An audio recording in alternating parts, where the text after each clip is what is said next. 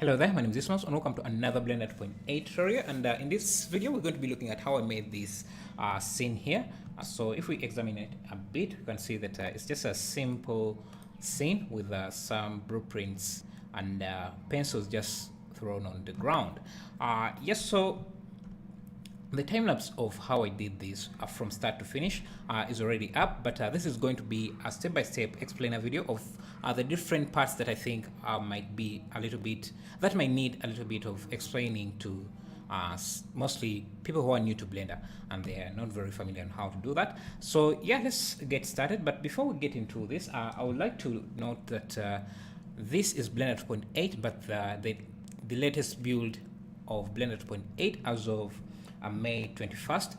So there have been a few changes, like for example, you can see we have some depth of field in this scene, but previously the setting for activating depth of field was in the render settings, and it's still there, the actual field, but the activation button is no longer there. Now depth of field is linked to in video cameras, so you can have multiple cameras in your scene, and you can have some with depth of field and others without depth of field.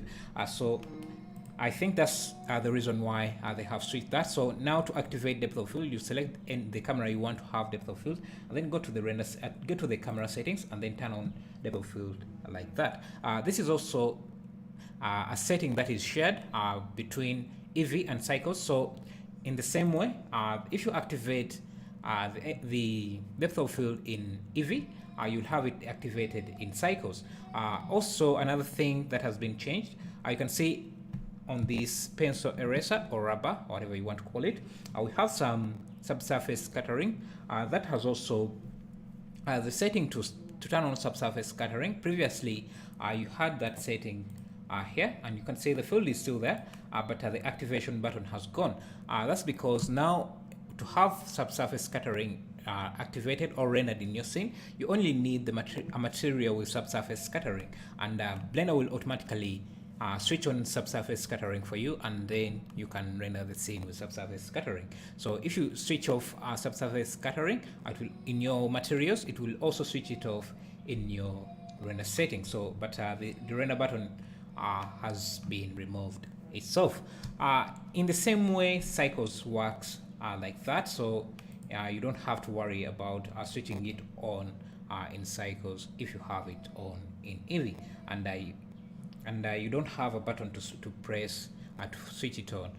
So another thing that has been changed in 2.8 in this new build of 2.8 is that the lights now also, the light intensity of different lights is consistent with the two renderers. So in Eevee and Cycles, previously the default light power intensity was about 10 watts, and it was enough to light up the scene. I don't know if it was 10 watts or it was, I don't remember what unit it was, but it was, the default value was 10. It was enough to light up your scene in Eevee, but it wasn't enough to light up in to give you enough light in Cycles.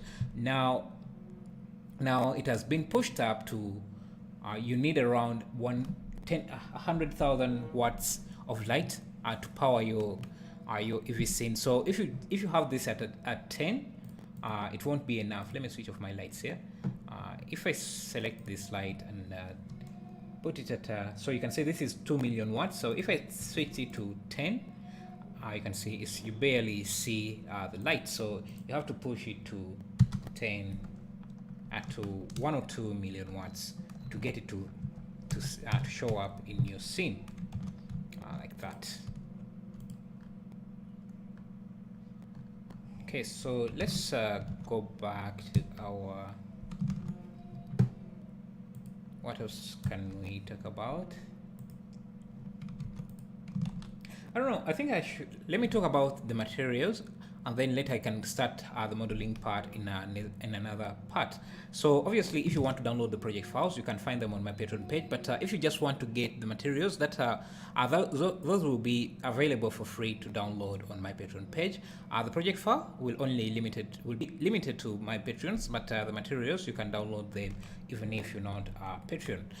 So let's look at how I did the materials. Let's start with this rubber or eraser. So I'll select the material here I'll switch back to object mode. So I started out with a noise texture. If you zoom in a bit, you can see those bumps are there. Those are being created by this noise texture that I pushed through a color ramp to give it a black and white value that I can use as a bump or height map. And you can see I just give it a very small height of strength of 0.1. You can see depending on what you're going for. I thought that I just wanted it to be to have some small bumps there, and by default I think the scale is about 50, but I think that is too much, so I increased it so that we have really small bumps. And I also kind of gave the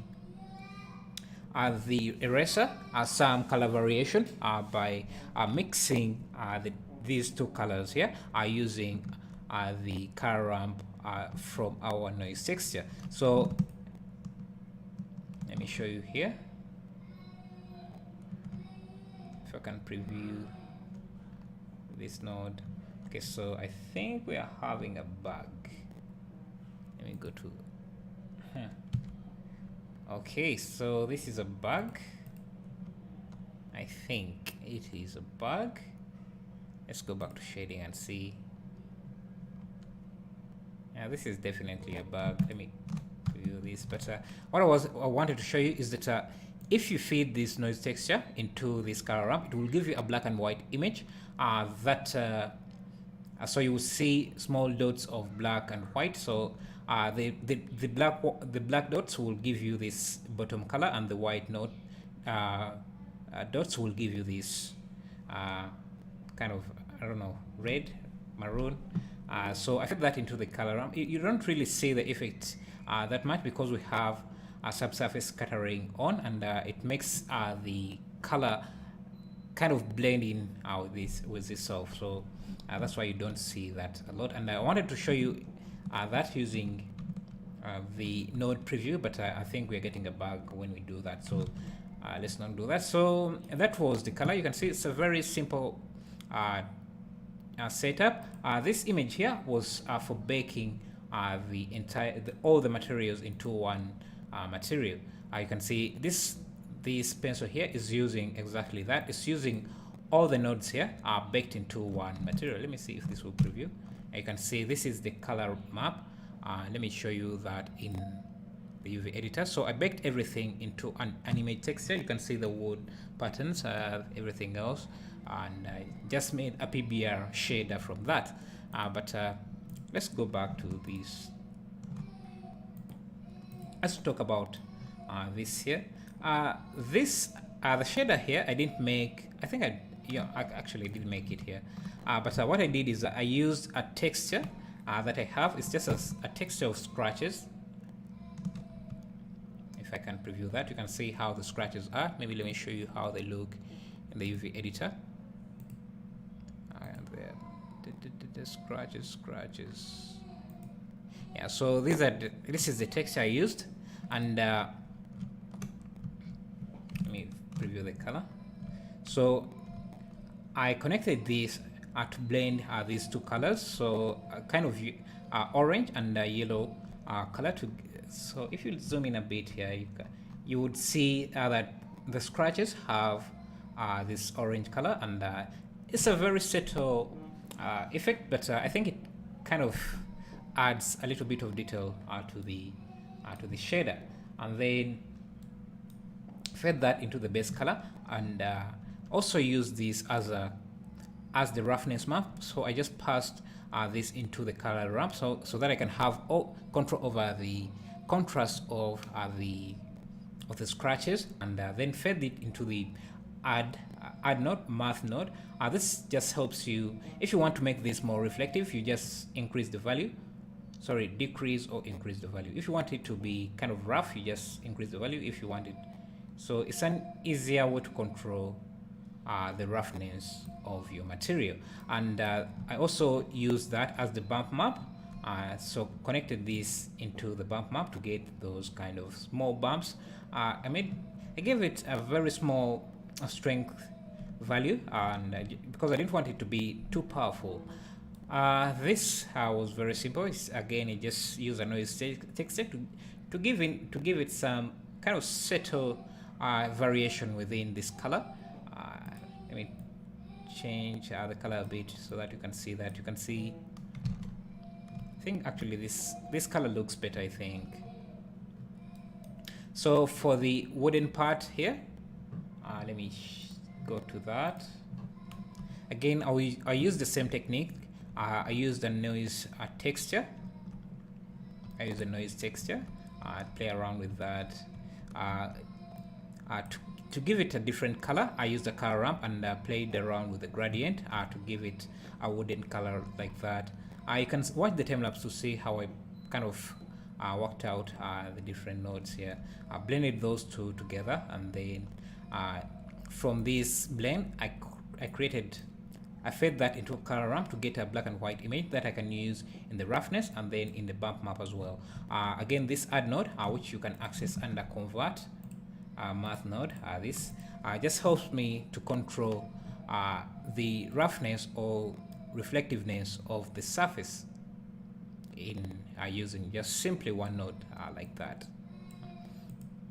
So then we have this, I don't know how it's called, graphite. Yeah, I think graphite. So for that, okay, I think this should be a closed mesh, so something like that. For this part, again, I was using the same technique, just a noise texture, and then is it the same? Actually, it's not the same. So for this, I used scratches and then kind of played around with the blending modes and different settings. Again, you will be able to download the material so that you can examine them in more detail than I'm explaining here. But it's basically the same thing done a little bit differently. So instead of feeding the blend into the color, I just used a single color, and most of this was used in the roughness and the bump map to get the effect you see there. So what else needs to be explained? So these papers was just a simple setup. So I wanted the papers to have some translucence in them, so I added a translucence shader and then blended that with the principal BSDF, just using a mix shader to the material output. Everything here is basic, so just an image texture blended in with a different image texture. So we have the floor plan. I also have this texture here just to give the paper texture. So, and I used that in the bump maps, and also I think I used a bit of it in the color. So yeah, so that's what we got. It's not even that visible in the final scene, but I just wanted to add it there. So that's the materials. In the next part, we'll be talking about the modeling part of the scene. Thank you for watching.